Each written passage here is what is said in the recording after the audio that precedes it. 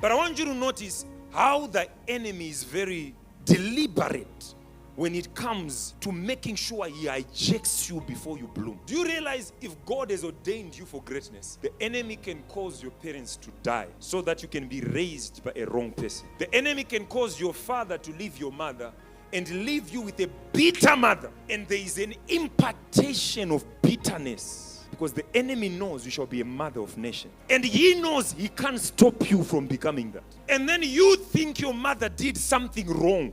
No. It was you who was under attack. The enemy doesn't care about your mother. He cares about you. And things can happen in your family and you don't understand.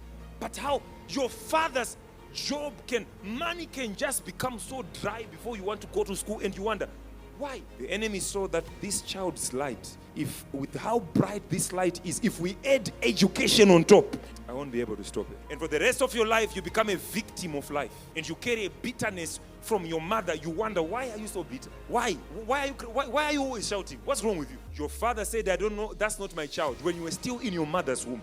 Not knowing children can hear when they're in the stomach. So you grow up with a spirit of extreme rejection. And because of that spirit of extreme rejection, everywhere you go, you want to do extra things for people to notice you. You are not naughty.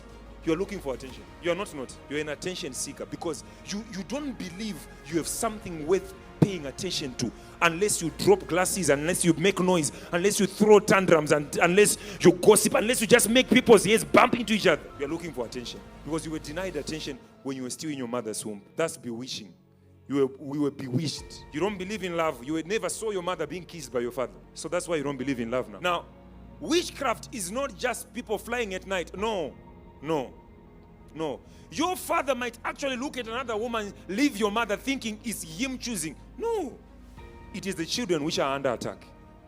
Because those children are supposed to get married. Maybe the son who shall come from the womb of that child is the one who shall herald the second coming of Christ. You never know. But guess what? That's the same woman saying, I don't believe in marriage. You know why? She saw a mother crying because of what the father did. The devil does not know the future, but he stayed with God. He knows something about God. He knows God, that in every family, God will handpick someone. Because he knows it's you know what he will do? He will cause you, Joseph, to be sold by your brothers so that you hate your brother, so that you get bitter against your brother. Why? Because you're supposed to save your brothers in the future. But if the devil can make you bitter now, you won't be able to save them there. Thank God Joseph did not inherit bitterness. That's why he said, it is me, your brother Joseph. You meant it for evil, but God meant it for good. Your destiny cannot be. You can't exchange your destiny for anything. I don't care who you are. I don't care what happened in the past. I don't care how many times your heart was shattered. I don't care. Your future is more glorious than your past. Forget your past. Forget. God is not done with you. I don't care what you have done. I don't care you have messed yourself up. You have messed. I don't care. I don't care you have killed people. Thank God you are alive. The same Paul who facilitated the death of other people raised others from the dead. Those who balance the equation in the future. God is calling you to a better place now. Your future is being called by God into manifestation. But as for you, you thought evil against me, but God meant it unto good. This tells you God is able to use the bad which was done against you to make you a better person. Let me say this to you. God does not waste anything that happens to you, good, bad, or evil. He uses all things together for good for you. God does not waste a scar. He does not waste a heartbreak. He does not waste a tear. He does not waste a day, not one. So you cannot tell me because of this which happened to me, so my life ended up like this. When God has set you on a trajectory, understand, you don't decide to be great. No, you are born by a great God. Greatness is in your genes.